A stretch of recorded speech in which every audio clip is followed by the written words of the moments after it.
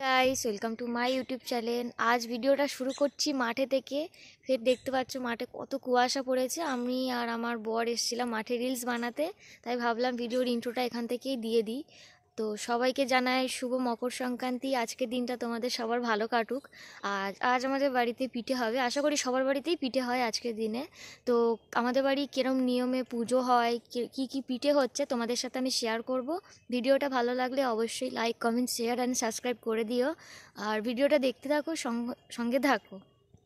কত কুয়াশা পড়েছে, সেই আগে একটা ব্লগে ছেড়েছিলাম সেই রকম কত কুয়াশা পড়েছিল। আরও তো কুয়াশা পড়েছে, এখন বেলা চলে যাচ্ছে বলে মানে কুয়াশাটা নেমে গেছে। তাও তোমাদের সাথে শেয়ার করলাম, দেখো কি দারুণ লাগছে কুয়াশা পড়েছে আজকে। এখানে মাঠ থেকে এসে স্নান টান করে নিয়ে মাত্র আলপনাটা ঝটপট করে দিয়ে দিয়েছিলাম, কারণ হাতে একদমই সময় ছিল না, ওই জন্য তাড়াহুড়ো করে কাজটা সারতে হয়েছিল। তারপরে দেখতে পাচ্ছ এখানে আমাদের ঠাকুর ঘরে মেনলি আমাদের পিঠেটা করা হয়, কারণ ঘরে করা হয় না। এমনি ঠাকুরের পিঠে টিঠে করে ঠাকুরকেই পুজো দেওয়া হয়, এটা আমাদের নিয়ম। জানি না কার কীরকম নিয়ম, আমাদের নিয়মটা এইরকম। এখানে দেখতে পাচ্ছ ঠাকুর ঘরটা আমার সাজানো হয়েও গেছে, ঠাকুরগুলো সাজিয়ে নিয়েছি। গুলো সাজিয়ে নেওয়ার পরে আমি আবার ওখানে চলে গেছিলাম নারকেল কুড়তে, কারণ আমার নারকেল করার দায়িত্বটা ছিল।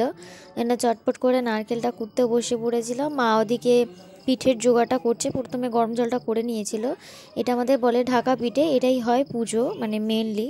এটাতে প্রথমে একটা ধানের তুষ গরম করে ফেলে দিতে হয়, যাতে না মালসাটা ফেটে যায়, ওই জন্য এটা গরমটা তখন করছিল। তারপরে গরম টরম হয়ে যাওয়ার পরে তুষটা ফেলে দিল, ভালো করে ফেলে টেলে দিয়ে মালসাটা পরিষ্কার করে নিতে হয়েছে। তারপরে পরিষ্কার করে নেওয়ার পর একটু তেল দিয়ে ওটা মানে মাখিয়ে নিতে হয়েছিল। তারপরে যে ব্যাটারটা গোলা ছিল সেই ব্যাটারটা ওতে দিয়ে আর এটা দিয়ে চাপা দিয়ে দিতে হয়। এই পিঠের এইটাই নিয়ম সবার, মানে কার কার বাড়িতে এরকমভাবে পিঠে হয় অবশ্যই কমেন্ট করে আমাকে জানিও। আমাদের তো এরকমভাবে হয়, তাই আমি তোমাদেরকে শেয়ার করলাম। ভিডিওটা দেখো, ভালো লাগবে।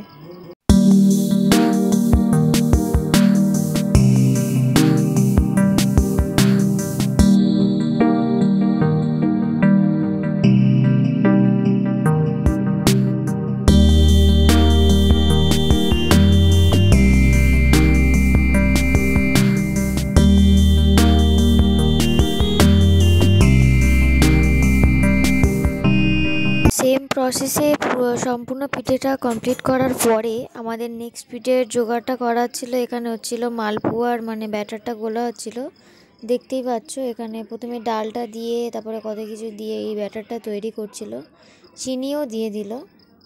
ভিডিওটা দেখো, বুঝতে পারবে কি কি এতে অ্যাড করা হয়েছে। এখানে দেখতে দেখতে মালপোয়ার মানে ব্যাটারটা তৈরি করা হয়েই গেছে। তোমাদের যদি মনে হয় যে ঘরে আমার নিজের হাতে মালপোয়া তৈরি করে খাবে, তাহলে আমাকে অবশ্যই কমেন্ট করে জানিও, আমি রেসিপিটা শেয়ার করে দেবো।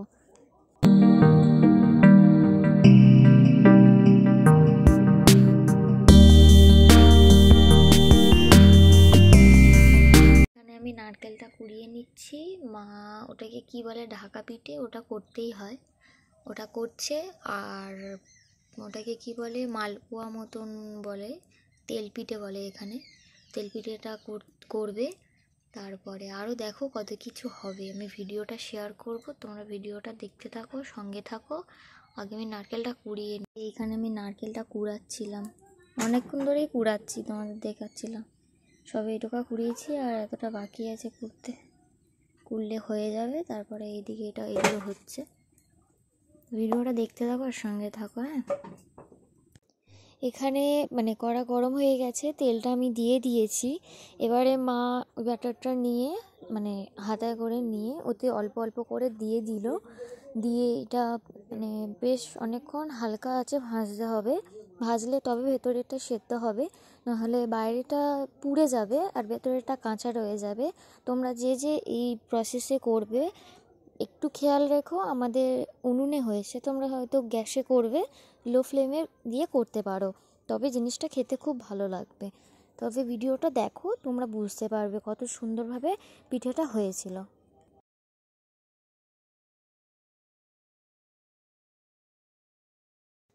তো দেখতেই পাচ্ছ হালকা আছে আমরা দিয়ে মানে পিঠেটাকে একটুখানি ভেজে নিয়ে এবারে তুলে নিচ্ছি। ছেঁকে। তো সেম প্রসেসে এরকমভাবে সব পিঠেগুলোই করা হয়েছিল। তো ভিডিওটা কিছুটা শেয়ার করেছি, সম্পূর্ণ ভিডিওটা তো শেয়ার করা যায় না, তাই তোমরা যেটুকুনি দেখছো অবশ্যই ভিডিওটাকে একটা লাইক দিও।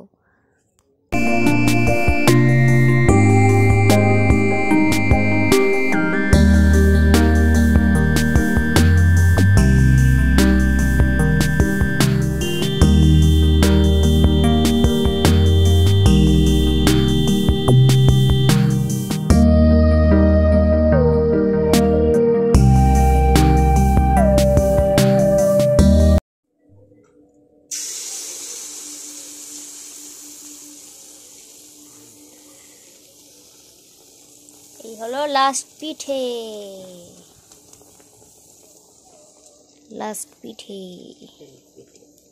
এই হচ্ছে সরু চুগলি হচ্ছে এখন ছোট্ট কড়া ছোট্ট পিঠে। এখানে পাটিসাপটার পুরটা তৈরি হচ্ছে। প্রথমে নারকেলটা দেওয়া হয়ে গেছে, অনেকক্ষণ ভাজাও করা হয়ে গেছে, এবারে চিনিটা দিয়ে দেওয়া হচ্ছে। চিনিটাও এবার নেড়ে চেড়ে একটুখানি মানে গলিয়ে নেওয়া হবে।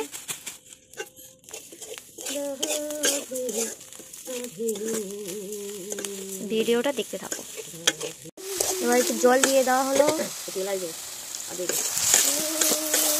নেড়ে নেড়ে চিনিটাকে গলিয়ে নেওয়া হয়। এবার এলাচগুলো দিয়ে দিলাম।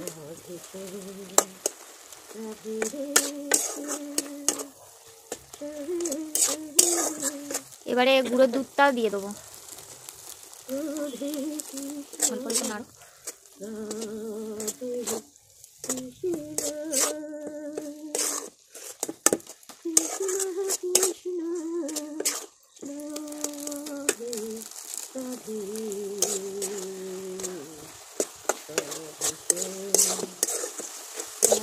দুধ দিয়ে কিছুক্ষণ নাড়া হলো।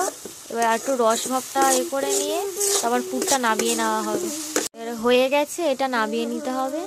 ভিডিওটা আর বেশি বড় করলাম না, সেকেন্ড পার্ট খুব তাড়াতাড়ি আসতে চলেছে। এই ভিডিওটা যদি ভালো লাগে একটা লাইক করে দিও অবশ্যই করে। এখনকার জন্য সবাইকে টাটা।